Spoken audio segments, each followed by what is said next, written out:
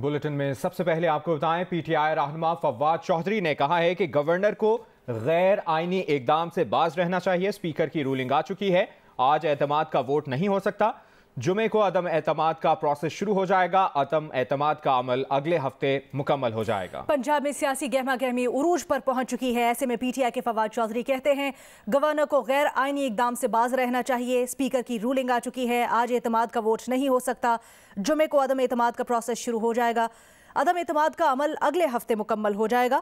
फवाद चौधरी ने कहा कि अदम एतमाद नाकाम होने के बाद असम्बलियाँ तहलील कर दी जाएंगी। पंजाब और खैबर पख्तूनख्वा की असम्बलियाँ बैक वक्त तहलील होंगी। ये नहीं होगा कि असम्बलियाँ अलग अलग तहलील की जाएं। गवर्नर साहब को किसी भी गैर आईनी इकदाम से बाज रहना चाहिए। स्पीकर की रूलिंग आ चुकी है, आज वोट ऑफ कॉन्फिडेंस नहीं हो सकता और कानूनी पोजीशन भी यही है। आर्टिकल 109 बिल्कुल क्लियर है, जब तक इजलास पर रोक नहीं होगा। और दूसरा 10 क्लियर डेज देना हाई कोर्ट की अपनी जजमेंट के मुताबिक ज़रूरी है। तो गवर्नर को किसी एडवेंचर से बाज रहे और बाकी काम इंशाल्लाह आइन के मुताबिक होगा। अदम एतमाद नाकाम होगी, ये जुमे को प्रोसेस शुरू हो जाएगा और अगले हफ्ते प्रोसेस मुकम्मल हो जाएगा। अदम एतमाद नाकाम होने के बाद असम्बलियाँ तहलील कर दोनों असम्बलियाँ बैक वक्त होंगी, दोनों जो है बैक वक्त करेंगे। ये तो नहीं ना कि हम अलहदा करते हैं। जो गवर्नर राज लगाने की बातें हो रही हैं और कह रहे हैं कि आज जो है जो अपोजिशन कह रहा है वो भी असम्बली पहुंचेंगे।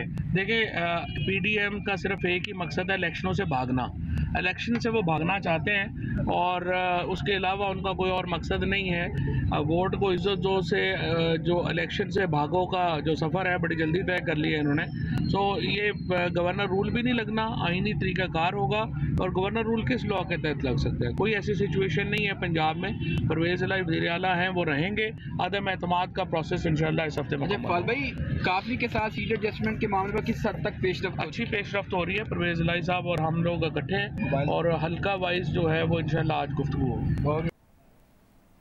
दूसरी जानिब वफाकी वजीर दाखिला राना सनाउल्लाह कहते हैं कि गवर्नर पंजाब बलीगुर रहमान 4 बजे के बाद नया डिक्लेरेशन जारी कर देंगे।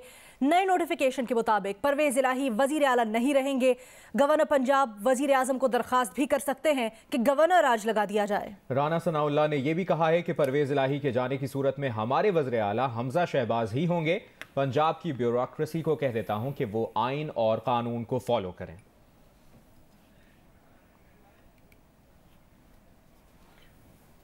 पंजाब की सियासी सूरत हाल पर बात करते हैं। हमारे नुमाइंदगान हमें ज्वाइन कर चुके हैं। ज़ीशान बख्श, आज़म मलिक और उस्मान भट्टी हमारे साथ मौजूद हैं। सबसे पहले आज़म, आपकी तरफ आएंगे। क्या सूरत हाल है, क्या डिटेल्स है, अभी तक ताज़ा तरीन क्या डेवलपमेंट हुई है? आज बिल्कुल लम्हा बलम्हा जो सूरत हाल है वो तब्दील होती जा रही है। ये एक नर्व्स की गेम है दोनों तरफ से।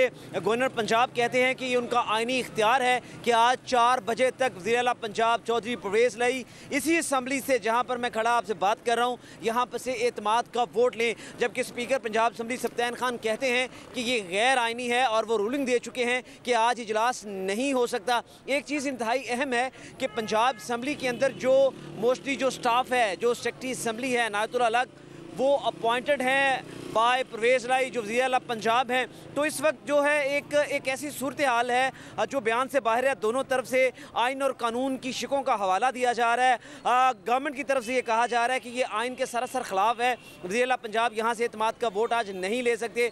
जबकि दूसरी तरफ से पीडीएम की तरफ से ये कहा जा रहा है कि अगर आज एतमाद का वोट गवर्नर की तरफ से ना लिया गया तो इस असम्बली को क्लोज कर दिया जाएगा और वज़ीर आला पंजाब वज़ीर आला नहीं रहेंगे।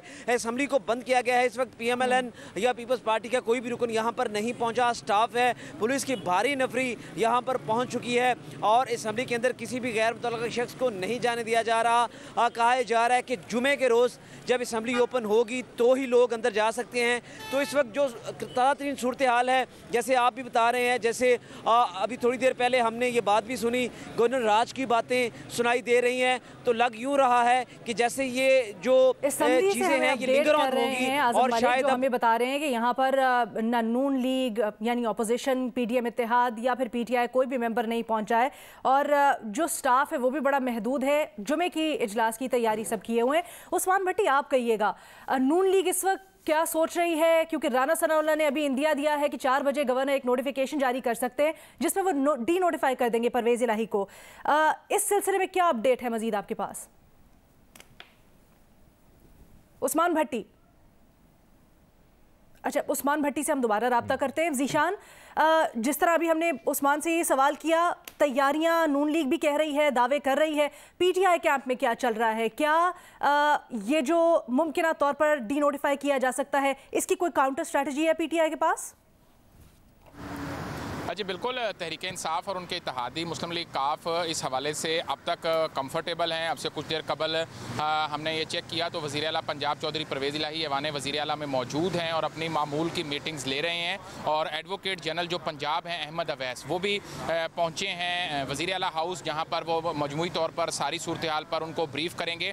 गुज़िश्ता शब जो इजलास हुआ था ज़मान पार्क में, जहाँ इस वक्त इमरान खान, शाह महमूद कुरैशी, फवाद चौधरी समेत तहरीक इंसाफ के मरकज़ी कायदीन मौजूद हैं, तो उसमें जो आइनी और कानूनी माहिरीन थे उन्होंने इस बात की तफसील से आगाह किया था कि जब एक इजलास जारी हो, एक सेशन जारी हो, तो उसके दौरान गवर्नर नए सिरे से इजलास बुलाने का नहीं कह सकते जब तक कि एतमाद के वोट की बात है। तो उसके लिए पहले इस इजलास का ख़त्म होना और फिर गवर्नर की जानिब से नए इजलास का बुलाया जाना ज़रूरी है।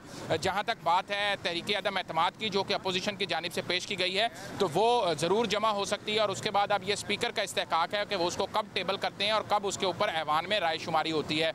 जिस हवाले से फवाद चौधरी ने भी बताया और हमने भी सुबह खबर दी कि जुमे के रोज़ इस चीज़ को टेबल किए जाने का इम्कान है, जिसके बाद आइंदा हफ्ते में इस बात का कभी इम्कान है कि इस पर कहा यह जाएगा कि नून लीग और पीपल्स पार्टी आएँ और अपने 186 अरकान पूरे करें और जो वज़ीर आला पंजाब हैं परवेज़ इलाही, उनको एतमाद के वोट ये जाहिर करें कि उनके ऊपर अब एतमाद 186 अरकान का नहीं रहा, तो फिर वो जो उनकी मोशन है वो कामयाब होती है तो वज़ीर आला पंजाब परवेज़ इलाही फारिग हो जाएंगे। लेकिन जो आज की सूरत हाल है उसके अंदर आइनी और कानूनी माहिरीन की मुशावरत दोनों तरफ से जारी है और इस वक्त जो गवर्नर की जानिब से बुलाया गया इजलास है वो यकीनी तौर पर अब इजलास तो नहीं होगा, ना ही असेंबली में कोई ऐसी प्रोसीडिंग है।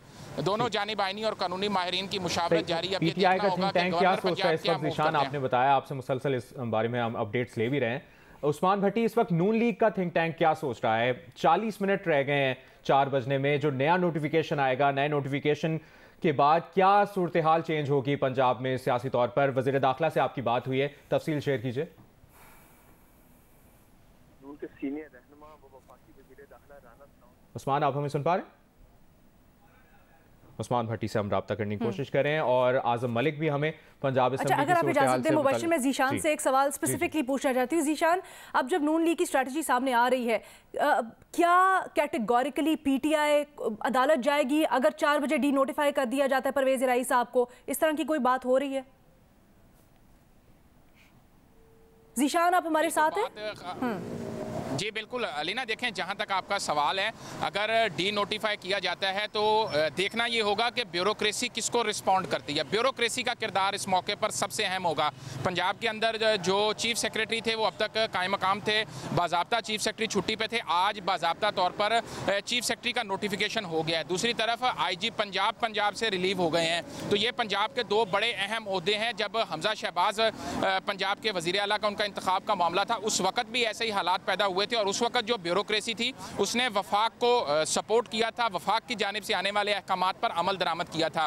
गवर्नर का जो नोटिफिकेशन जो भी आएगा परवेज़ इलाही को डी नोटिफाई करने के हवाले से, या जो भी वो समरी मूव करते हैं, देखना ये होगा कि ब्यूरोक्रेसी उसको कैसे लेती है, ब्यूरोक्रेसी उस पर कैसे एक्ट करती है। अगर तो अप्रैल वाला मामला देखें, जब ये परवेज़ इलाही पहली दफ़ा वज़ीर आला के इनके इंतखाब का मामला था और हमजा शहबाज वज़ीर आला बने थे, अगर तो ब्यूरोक्रेसी वफाक को रिस्पॉन्ड करेगी तो यकीनी तौर पर तहरीक इंसाफ के पास अदालत से रजू करने के अलावा कोई ऑप्शन नहीं है। और अगर ब्यूरोक्रेसी वज़ीर आला पंजाब चौधरी परवेज़ इलाही को रिपोर्ट करती है और रिस्पॉन्ड करती है, जिस तरह गुज़िश्ता 3 से 4 महीने से उनके साथ वो ताउन कर रही है, तो फिर यकीनी तौर पर नून लीग उस ऑर्डर को लेके कोर्ट में जा सकती है। तो अब ये देखना होगा कि पंजाब की ब्यूरोक्रेसी का जो रुख है वो किस तरफ होता है, उसके बाद इस चीज़ का हतमी फैसला होगा। और फिर ये भी देखा जाएगा कि गवर्नर की जानिब से क्या अहकामात आते हैं, क्या वफाक को गवर्नर राज के लिए कहा जाता है कि गवर्नर पंजाब की जानिब से क्या अहकामात आते हैं। उस्मान भट्टी ने हमें ज्वाइन कर लिया। उस्मान भट्टी, इस वक्त नून लीग का थिंक टैंक क्या सोच रहा है? आपकी वज़ीर दाखिला राना सनाउल्लाह से भी बात हुई है, क्या स्ट्रेटजी बनाई है उन्होंने? नून के सीनियर रहनुमा राना सनाउल्लाह जो कि वफाकी वज़ीर दाखिला हैं, उनकी जूनियर से खुसूसी गुफ्तगू हुई। उनका ये कहना था कि आज गवर्नर पंजाब बलीगो रहमान की एडवाइस के मुताबिक चौधरी परवेज़ इलाही को एतमाद का वोट लेना था। अगर 4 बजे तक वो एतमाद नहीं लेते तो गवर्नर पंजाब बलीगो रहमान एक नया डिक्लेरेशन जारी करेंगे। उस डिक्लेरेशन के बाद परवेज़ इलाही बतौर वज़ीर आला काम नहीं कर सकेंगे।